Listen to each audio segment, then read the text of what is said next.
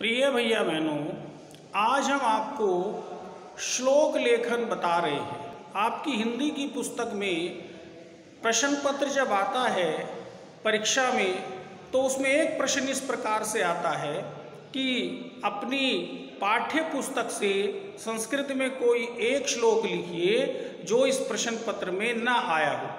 अब इसमें ध्यान देने वाली बात यह है, अगर प्रश्न आता है केवल श्लोक लिखने के लिए कि अपनी पाठ्य पुस्तक से संस्कृत में कोई एक श्लोक लिखिए जो इस प्रश्न पत्र में न आया हो, तो आपको सिर्फ श्लोक लिखना है।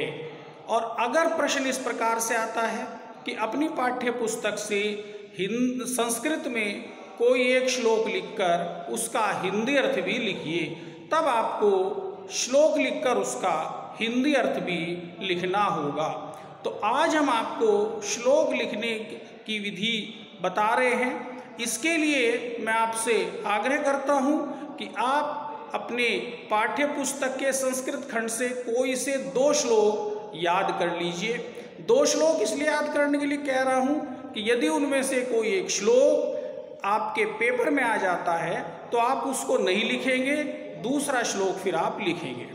आज मैंने बोर्ड पर, आप देखिए, सबसे पहले बोर्ड पर लिखा हुआ है तेजोयसी तेजोमयी देहि, वीर्यमसि वीर्यमयी देहि, बलमसि बलमयी देहि, और इसके बाद मैंने लिखा है ओजोयसी ओजोमयी देहि।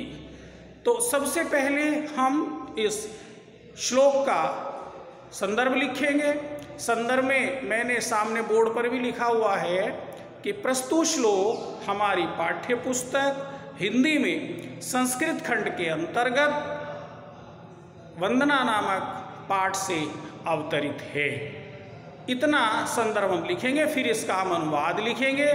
तो अनुवाद लिखने के लिए आप ध्यान से देख लीजिए कैसे लिखेंगे। सबसे पहले ये पंक्ति है तेजोयसी तेजोमयी देहि, अर्थात इसमें ईश्वर से प्रार्थना की गई है कि हे ईश्वर, आप तेजोयसी तेज स्वरूप हो, तेजोमयी देहि, मुझ में भी तेज धारण कराओ।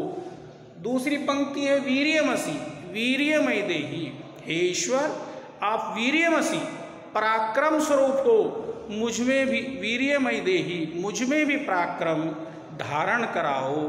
तीसरी पंक्ति है बलमसि बलमयी देहि, हे ईश्वर, आप बल स्वरूप हो, मुझ में भी बल धारण कराओ।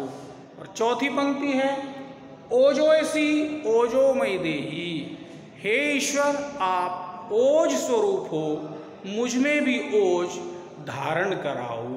इस प्रकार से ये इस श्लोक का हिंदी अर्थ मैंने आपको बताया है। इसको पढ़ेंगे, समझेंगे और अपनी कॉपी में लिखकर याद करेंगे। अगला श्लोक सुभाषितानि से लिया गया है। मैं इसको आपको पहले भी पढ़ा चुका हूँ कि मनीषिणे सन्ति नैते हितेशिने, सुहच्च विद्वान् अपि दुर्लभो नृणाम्। इसको एक बार दोबारा देख लीजिए। मनीषिणे सन्ति नैते हितेशिने, हितेशिने सन्ति नैते मनीषिणे, सुहच्च विद्वानमपि दुर्लभो नृणाम्, और यथोषधम स्वादु हितम च दुर्लभम। इस श्लोक को मैं आपको पहले पढ़ा चुका हूँ, लेकिन फिर भी इसको आप याद कर लीजिए। और इसका संदर्भ हम इस प्रकार से लिखेंगे जैसा मैंने पहले बताया था कि प्रस्तुत श्लोक हमारी पाठ्य पुस्तक हिंदी में संस्कृत खंड के अंतर्गत सुभाषितानि नामक शीर्षक से अवतरित है। इतना लिखने के बाद में इसका हिंदी अर्थ लिखेंगे। हिंदी अर्थ मैं आपको पहले भी बता चुका हूँ, लेकिन फिर भी एक बार देख लेंगे कि मनीषिणे सन्ति नैते हितेशिने, जो मनीषी है अर्थात जो विद्वान है, लेकिन वो हितैषी नहीं है, अर्थात भला चाहने वाला नहीं है। हितेशिने सन्ति नैते मनीषिणे, हितैषी है, भला चाहने वाला है, लेकिन मनीषी नहीं है, विद्वान नहीं है।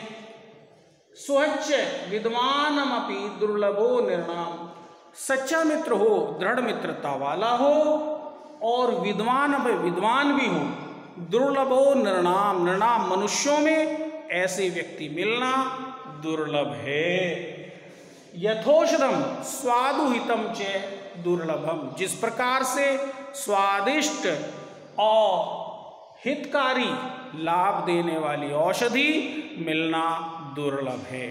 तो कहने का भाव यह है कि जिस प्रकार से दवाई कड़वी होती है, तो जिस प्रकार से औषधि स्वादिष्ट भी हो और हितकारी भी हो, रोग का नाश करने वाली भी हो, ऐसी औषधि मिलना दुर्लभ है। उसी प्रकार मनुष्यों में ऐसा मनुष्य मिलना भी दुर्लभ है जो विद्वान भी हो और भला चाहने वाला भी हो। तो ये इस दूसरे श्लोक का हिंदी अर्थ था, यह मैं आपको पहले लिखवा चुका हूँ, लेकिन फिर भी आप इसको अपनी कॉपी में लिख लीजिए और याद कर लीजिए। धन्यवाद।